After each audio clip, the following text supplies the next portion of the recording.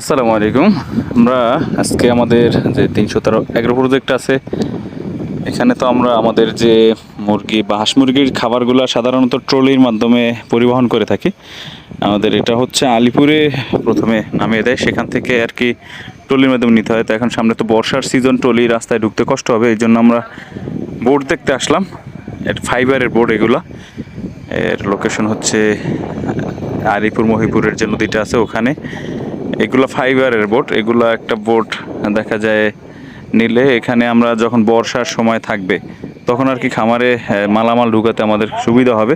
এই যে নদীটা দেখতে পাচ্ছেন, এটা কিন্তু হচ্ছে কুয়াকাটার যে মাছ ধরার যে ট্রলারগুলো, সেগুলো হচ্ছে এই নদীটাই থাকে। তো সামনে একটা ব্রিজ আছে, বর্ষার সিজনে ওই ব্রিজটা পার হওয়া যায় না তেমন। এই জন্য হচ্ছে আমরা বোর্ডের ব্যবস্থা করতেছি, কারণ খাবার তো নিতে হবে। তো আমরা কয়েকটি বোর্ডই দেখতেছি। এই বোর্ডগুলো হচ্ছে কুয়াকাটায় পর্যটক আনা নেওয়া করে।